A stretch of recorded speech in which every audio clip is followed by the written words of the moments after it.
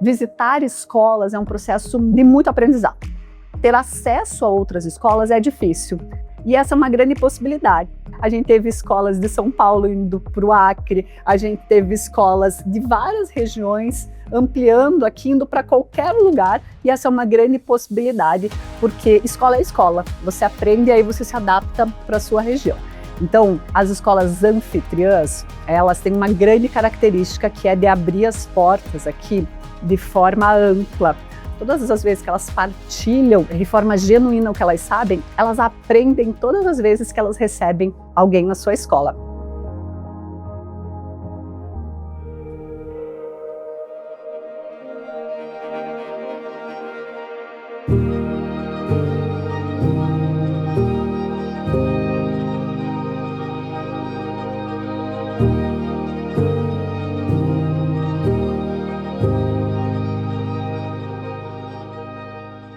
Meu nome é André Costa, eu sou diretor de Marketing e Expansão da Educação Criativa. A escola entende, desde a sua fundação, que aqui não é um lugar só de informação, aqui não é só um lugar de ensino, mas é também um lugar de educação, em que os valores das famílias que confiam no nosso trabalho são estendidos aqui num ambiente favorável à formação. Meu nome é Lucas Costa, eu estou aqui na escola há 10 anos. Eu estou agora em fase de assumir a direção da escola, num processo de transição, passando dos meus pais para eu, para o meu irmão. Eu acho que uma marca muito interessante aqui da nossa instituição é que nós nunca paramos de sonhar. Tem sempre algo que a gente precisa buscar e a paixão assim se renova. Uma época é montar uma turma nova, outra época é desenvolver um projeto, mas sempre tem sonho, sabe? Outro aspecto importante são as pessoas. A gente identifica na realização de servir ao próximo uma missão muito grande.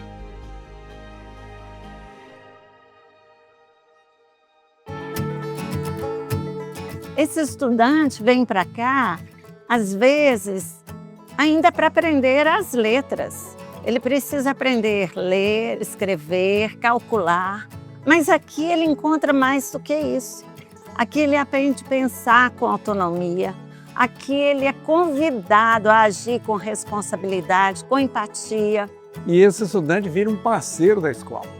Se ele é bom aluno e tem bom comportamento, ele é chamado a ser um monitor da escola enquanto está aqui. E eu falo assim, trabalhamos na base da sucessão. Um estudante vai suceder o outro, de forma que o resultado da turma vindoura vai ser melhor e o resultado de cada um também vai sempre melhorar. E tem muito essa cultura de se inspirar nas pessoas nos alunos que já passaram aqui na escola. Então a gente vê diversos exemplos assim dos anos anteriores que nos inspiram e nos ajudam a procurar ser cada vez melhor ou fazer algumas coisas que eles fizeram que deram certo para eles. Repetir um pouco dessa trajetória para poder fazer funcionar para a gente também.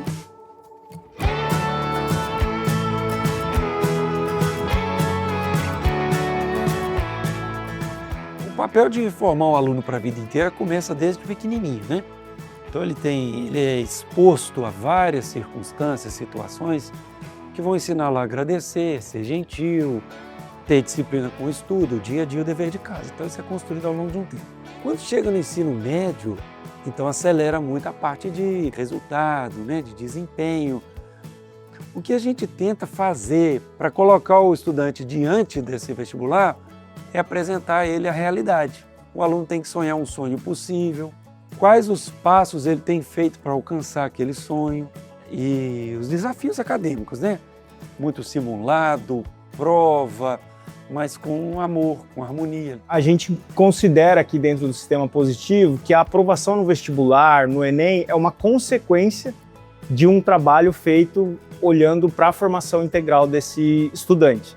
Então, uma vez que a gente olhe para esse estudante no aspecto, né, cognitivo, emocional, cultural, físico, respeitando cada faixa etária, a gente faz um trabalho amplo pensando nesse desenvolvimento dele e a aprovação em si, em vestibulares Enem, passa a ser uma consequência de um trabalho olhando para uma aprovação, né? Não só uma aprovação no vestibular ou no Enem, mas uma aprovação para a vida, seja lá o futuro, o sonho que ele quer seguir, a carreira que ele quer seguir. quanto mais eu estimular esse aluno, melhor. Talvez ele não vai responder a todos os estímulos, mas no nosso projeto educacional, esse aluno tem que ir ao laboratório de ciências, laboratório de química, ele tem que ir lá no ateliê de artes, escrever um cartão para o Dia dos Pais, ele tem que molhar a mão na tinta um dia e fazer uma colagem, um trabalho. Ou seja, eu tenho que expor aí, colocar diante dele as melhores ofertas. Colocar ele para cantar num coral, fazer celebração do Dia dos Pais, Dia de Natal. E isso vai moldar o coração dele. Ele vai se apaixonar por aprender. Nós temos colhido muitos resultados que são fruto disso. Não são os melhores alunos, mas são os mais apaixonados, que tal? São os mais motivados. Nós acreditamos nisso. A gente quer passar direto do terceiro ano, então tem muito aquela pressão de eu preciso ir bem, eu preciso ir bem em todas as provas, eu preciso ir bem em todos os simulados. Às vezes a gente está tão nervoso, a gente está tão estressado, às vezes a gente está até triste mesmo pelo fim da escola, pelo fim das aulas. E quando isso acontece, eu percebo que tem professores que eles vêm e me perguntam se está tudo bem, se eu estou estudando demais, porque às vezes a gente exagera um pouco nos estudos. A educação criativa, como ela visa o ser humano por completo, ela dá esse apoio, esse suporte. Há alunos que eles expõem suas inseguranças aqui, eles aprendem que podem confiar, o que é algo que não é comum hoje em dia. Muitas crianças, elas aprendem a guardar muita coisa. Aqui eles vêm em um lugar seguro.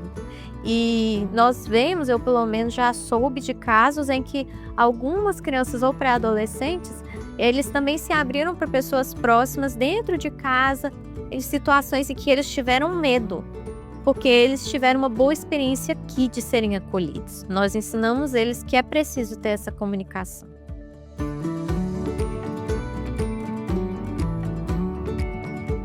Por que tantos alunos relatam que chegam no momento de uma prova, de vestibular, de um Enem e bloqueiam? É o nosso chamado branco, não conseguem começar a escrever. É porque naquele momento o fator psicológico está pesando tanto a ponto dele não conseguir encontrar o equilíbrio, a concentração necessária para acionar as janelinhas que a gente fala e buscar esse conhecimento, buscar esse repertório que ele tem, que ele já construiu, seja pela vivência da sala de aula, seja pela vivência dele enquanto pessoa, dentro da família, dentro do ambiente em que ele vive. Eu preciso olhar no olho do meu aluno para entender se naquele momento ele está numa situação aprazível para produzir um texto bem feito, se tem alguma coisa que está incomodando, sabe aquelas vezes de olhar e dizer assim, tá tudo certo hoje, tá tudo bem? E se não tiver disposto também naquele momento, às vezes é uma palavra, é um gesto acolhedor que vai fazer ele aliviar essa tensão e poder realmente estar ali, né, presente de fato, para poder desenvolver aquela escrita. A preparação do Colégio Darwin, e no caso da minha área de linguagens e códigos, né, tanto para o Enem como para os mais variados vestibulares, ele se dá a partir de uma prática direta, né, do conhecimento, né, utilizado em sala de aula e fora dela, né, através de projetos como aulas em campo, visitações a equipamentos culturais, por exemplo, aqui em Fortaleza, a Academia Cearense de Letras, né, a Biblioteca Nacional, a Biblioteca Pública. Então temos essa gama de trabalhos que também são concretizados com as realizações de aulões na escola, né, aulões preparatórios, como teremos logo nessa preparação do Enem.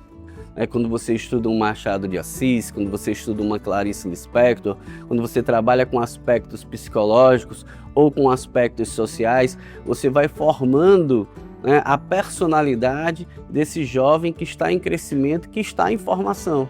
Então, a importância, ao meu ver, a importância da literatura é gigantesca na vida desses jovens, não somente para o vestibular e a sua aprovação que acontece, né, é uma consequência de tudo isso. A escola que prepara o aluno apenas para passar no vestibular, às vezes está sendo muito injusto com o aluno, porque eu não quero que meu filho seja o número 1 do vestibular e que ele tenha uma depressão ou que ele não saiba trabalhar com a frustração, que a vida é cheia de frustrações, mas as frustrações nos fortalecem.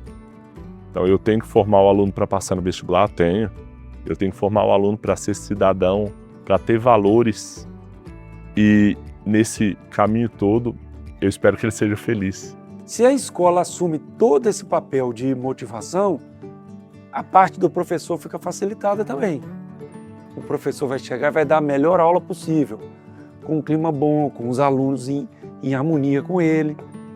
Tem partes mais difíceis do trabalho que eu não posso deixar para o professor. Então a gente tem que dividir muito bem. Qual que é a hora que o diretor entra para lidar com aquela situação, qual que é a hora que o coordenador entra, porque o professor tem que ter uma parte de muito protagonismo em sala de aula. Então existe uma pressão por parte da escola no desempenho acadêmico do estudante.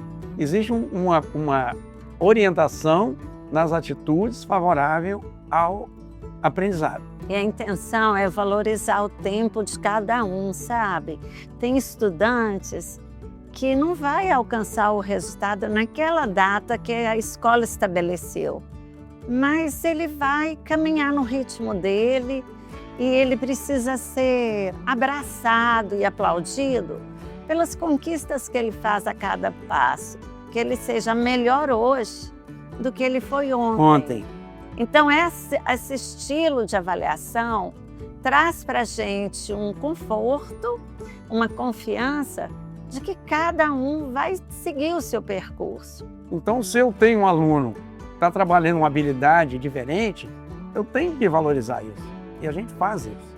E acaba tendo um resultado muito bom acadêmico também. Então, essa maneira que a escola se dispôs a pensar nesse projeto pedagógico, um pilar é a confiança. E a gente precisa, não somos perfeitos, a família também não é, o aluno também não é, e nesse caminho de valores firmados tem espaço para a graça, para o perdão, para o entendimento do outro, para um processo que está em construção. O que a gente normalmente conversa com as escolas é que essa preparação, esse suporte direcionado aos vestibulares, ela não acontece na terceira série, né, ou no ensino médio. É consequência de um trabalho, de uma jornada que vem muitas vezes até da educação infantil. Então, obviamente, não é lá com os pequenos que a gente vai falar de vestibulares Enem, mas a gente vai desenvolver habilidades ali atitudinais, habilidades procedimentais, cognitivas, né, conceituais, para que ele vá progredindo, então, ao longo de todos os segmentos, para que ele se desenvolva para além dos vestibulares, né, para que ele, de fato, tenha uma preparação para a vida e ter um sucesso nessa etapa final da educação básica, que muitas vezes a gente olha para os resultados do Enem. O ensino médio aqui na nossa escola tem uma aprovação de 95%, 98%. Esse lado humano eu acho que fecha, né, o ensino médio. Porque quando a gente forma alunos, a gente não forma só alunos técnicos, nós formamos cidadãos. E a cidadania, ela está inserida, ela está junto conosco. Ela anda com a gente do lado, né? As ações do dia a dia. Do abrir a porta para alguém, do dar um bom dia, do oferecer, né? Do partilhar, né? O nosso conhecimento. E essa experiência deles, ela agrega todo o ensino médio. Porque eles vão fazer ações dentro da escola. E eles chamam os outros colegas para fazer essas ações. E a gente fala com os pais também, quando a gente quer apresentar o ensino médio, para mostrar que a cidadania, ela vai estar na leitura, na escrita, ela está no nosso dia a dia. Então, eu acho que esse é o nosso grande diferencial também. Mas eles são engajados porque isso vem de nós, vem da nossa coordenação, vem da nossa geração e da nossa equipe. Aqui na nossa escola, cada série, cada turma, ela desenvolve uma linha de pesquisa. E o que seria essa linha de pesquisa? Eixos de conhecimento, eixos de pesquisa que o professor, ele de forma intencional planeja junto aos seus estudantes. O maternal, por exemplo, ele desenvolve a socialização, a oralidade, o desenvolvimento da oralidade. Primeiro período, a psicomotricidade. Segundo período, pensamento lógico, alfabético e numérico. E o primeiro ano, a alfabetização e letramento. Assim por diante. As demais turmas também têm a linha de pesquisa a ser desenvolvida, mas nós percebemos que é como se fosse um tecer de conhecimentos. Ali, aquele conhecimento que foi iniciado, né, no maternal, ele ganha sentido e é ampliado no primeiro período e assim por diante no segundo período. O nosso objetivo é apresentar pesquisadores, apresentar como que esse conhecimento científico faz parte na vida dos nossos estudantes. No desenvolvimento, por exemplo, de uma hipótese. O que eu penso lá no início do ano? O que eu penso a respeito daquele tema? Qual que é a minha hipótese? Como que eu vou desenvolver essa minha pesquisa? Quais são as evidências científicas?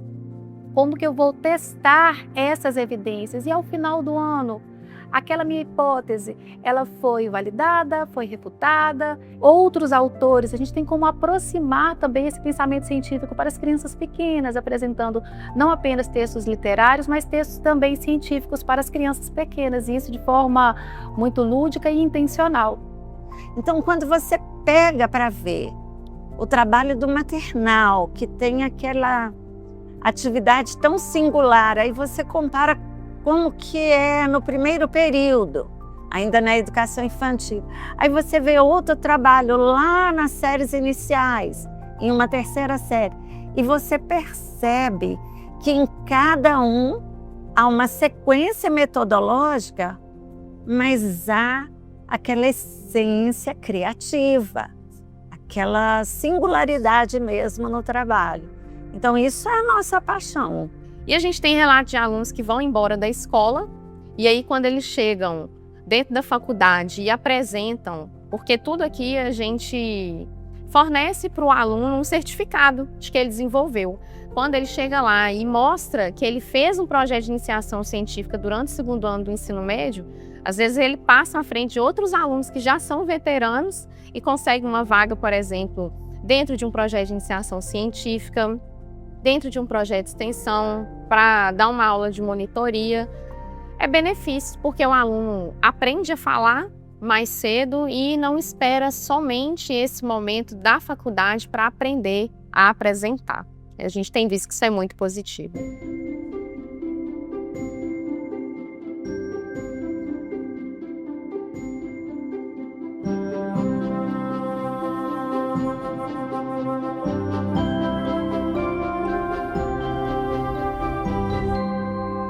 As Olimpíadas do Conhecimento, elas são laboratórios de pensamento.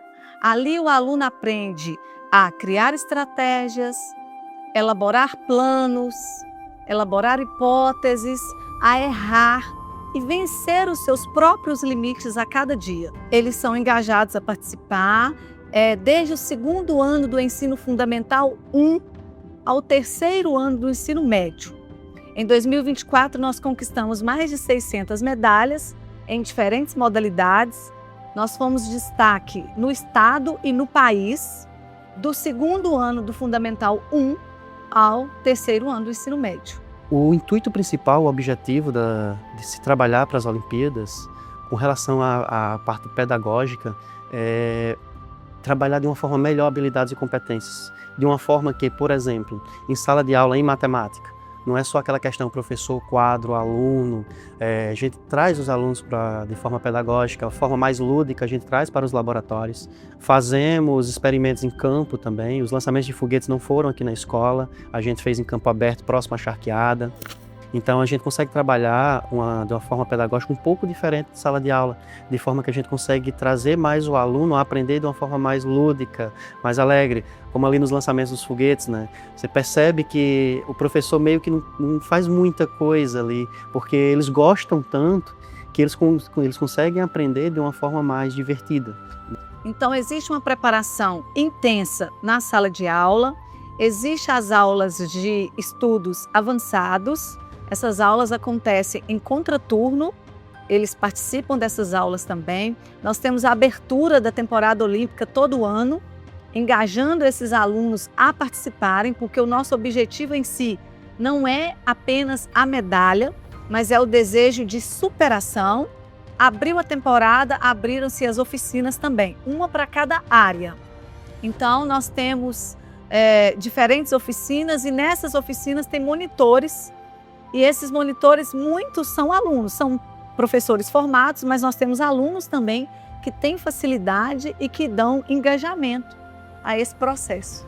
Hoje no Brasil e no mundo, por exemplo, temos universidades que chamam alunos que são medalhistas olímpicos, por exemplo, sem a necessidade de um vestibular específico. Com cada Olimpíada a gente vai se adaptando e vai mudando a forma de treinar de preparar nossos alunos para serem os grandes medalhistas, né, e as estrelas aí da escola.